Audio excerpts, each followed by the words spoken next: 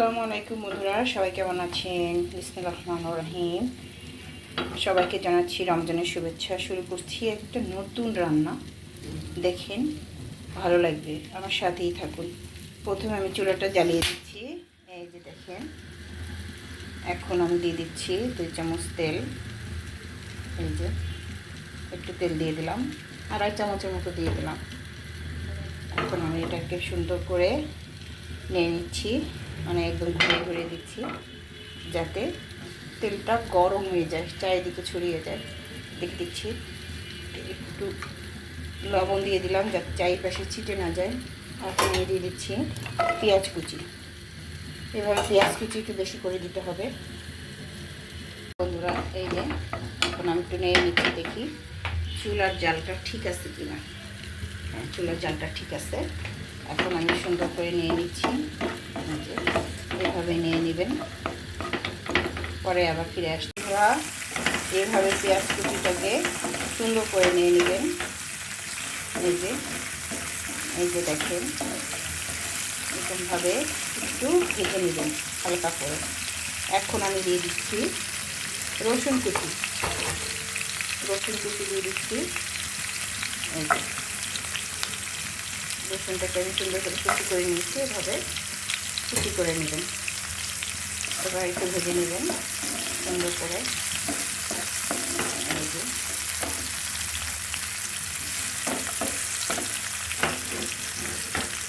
বন্ধুরা, এইভাবে রান্না করলে কিন্তু টেস্টি অনেক ভালো লাগবে। কাঁচামরিচ দিয়ে দিচ্ছি সুন্দর করে, কাঁচামরিচ আমি টুকরো টুকরো করে কেটে নিচ্ছি। এই যে দেখেন, এইভাবে একটু ভেজে নেবেন, টেস্টি অনেক ভালো লাগবে। ক্যামেরাটা এইভাবে ধরলাম, এই যে দেখেন। এখনও ক্যামেরা ধরতে পারি না ঠিকঠাক মতো, ভিউ সবই ঠিক। ক্যামেরা তো ভালো করে ধরতে হবে, আরও শিখতে হবে।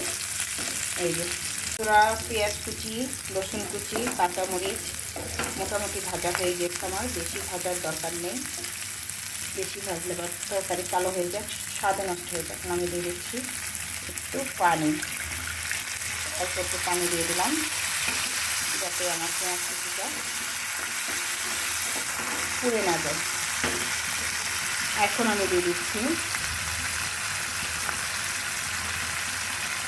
এই যে 1 চামচ ধনিয়ার গুঁড়া, 1 চামচ ধনিয়ার গুঁড়া দিয়ে দিলাম। আধা চামচ, 1 চামচের মতোই চালের গুঁড়া দিয়ে দিলাম। নিয়ে নিচ্ছি সুন্দর করে, এইভাবে নিয়ে নেবেন। দেখুন, আমি দিয়ে দিচ্ছি ঝালের গুঁড়া, 1.5 চামচ ঝালের গুঁড়া দেবো। ঝালের গুঁড়াতে না দিলে ভালো লাগে না। এই যে দেখুন, এভাবে নিয়ে নিচ্ছি সুন্দর করে, এইভাবে নিয়ে নেবেন। স্বাদ মতো আবার একটু লবণ দিয়ে দিচ্ছি, এই যে দিয়ে দিলাম। এখন আমি মশলাটাকে সুন্দর করে কষিয়ে নেব। এই যে দেখেন, কষিয়ে নিচ্ছি। এখন বন্ধুরা, এই যে আমি চুলার জালটাকে একটু কমিয়ে দিচ্ছি। একদম শর্টকাট রান্না, কিন্তু খুবই স্বাদের। এখন আমি দিয়ে দিচ্ছি এই যে মাছ, এটা হচ্ছে যারা টাকি মাছ, টাকি মাছ না, এটা হচ্ছে শোল মাছ। এটা টাকি মাছ, শোল মাছটা অবশ্য ছোটো, টাকি মাছের মতো দেখতে। এই যে আমি এখন নিয়ে নিচ্ছি সুন্দর করে, এভাবে নেড়ে ছেড়ে দেবেন যাতে মাছটা একেবারে মশলার সাথে মিশে যায়। ওরা এই যে আমি দেখেন লাউ শাকটাকে সুন্দর করে দিয়ে দিয়েছি, মাছটাকে আমি এক সাইডে রেখেছি। এখন লাউ শাকটা আমি একটু আস্তে আস্তে করে এই পাশ থেকে পাশে উল্টে দেবো। এই যে দেখেন, সুন্দর করে এভাবে যাতে মাছটা না ভাঙে, একদম আস্তে আস্তে থাকে, মাছটা পুরোটা থাকে। এভাবে দিয়ে আমি একটু পানি দিয়ে দেবো। এইভাবে রান্না করবেন, দেখবেন অনেক টেস্টি লাগে। কিন্তু শোল মাছ দিয়ে বা টাকি মাছ দিয়ে লাউ শাকের ঝোল এতটা ভালো লাগে, কি বলবো আপনাদেরকে। করে দেখবেন। আর আমার রেসিপি ফলো করলে অবশ্যই ভালো লাগবে। আমি একটু পানি দিয়ে দিচ্ছি, একটু পানি না দিয়ে দিলে হবে না, অল্প একটু পানি দিয়ে দিলাম। এখন আমি একটু ঢেকে দিব, বেশি পানি দেওয়া যাবে না, অল্প পানি দিতে হবে। 1.5 কাপের মতো পানি দিয়ে দিয়েছি। বন্ধুরা, এই যে আমি পানি দিয়ে দিয়েছি, এখন আমি একটু নেড়ে দিব। আমি মাছগুলোর উপরে উঠিয়ে নিয়ে এসেছি। এই যে দেখেন, এইভাবে রান্না করবেন, ট্রাস্ট মি, এত ভালো লাগবে কি বলবো। এখন একটু ঢেকে দিব, হালকা ঢেকে দিব, বেশি ঢেকে দিব না, তাহলে পাতার যে সবুজ কালারটা ওটা নষ্ট হয়ে যাবে। সুন্দর কালার থাকতে সবুজ সবুজ কালার থাকবে, এই জন্য আমি অল্প একটু ঢেকে দিব, তারপরে নেমে নেব। পুরা এই যে চলে আসছি রান্নাঘরেই ছিলাম, ক্যামেরার সামনে চলে আসলাম। এই যে দেখেন, তরকারিটা এত মজা হয়েছে, সবজিটা। আর দেখবেন যে প্রত্যেকটা শাক সবজির ঘ্রাণ কিন্তু আলাদা, ফ্লেভারও আলাদা।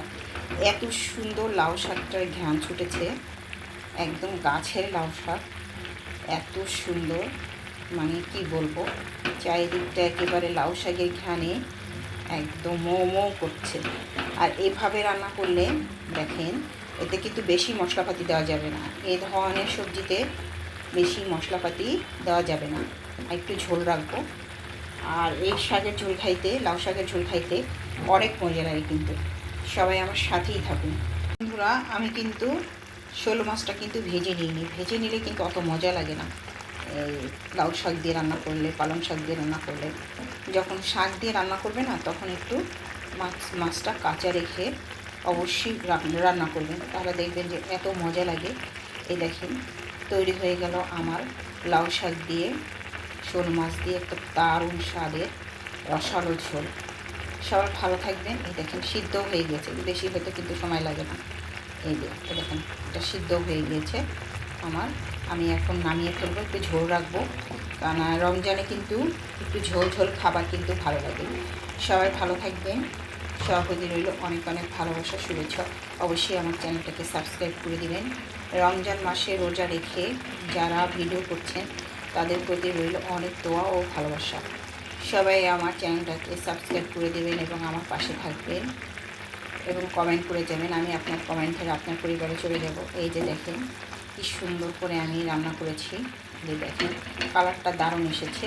তা এই ধরনের রান্নায় কিন্তু মশলাপাতি একটু কম দিতে হবে, এটাই হচ্ছে গা আসল ট্রিক্স। মেইন ট্রিক্স হচ্ছে গা আপনি মশলাপাতি কম দেবেন, দেখবেন এই ধরনের সবজি বেশি ভালো লাগে খেতে। এরকম পাতলা পাতলা ঝোল, এটা অন্যরকম ফ্লেভার। এটার ভিতর না ধনিয়া পাতা দেবেন, না জিরার গুঁড়া দেবেন, তাহলে লাউ শাকের যে একটা ঘ্রাণ, শোল মাছের যে একটা ঘ্রাণ বা ফ্লেভার, এটা কিন্তু নষ্ট হয়ে যাবে। সবাই ভালো থাকবে। আল্লাহ হাফিজ। রমজানের শুভেচ্ছা রইল সবার প্রতি।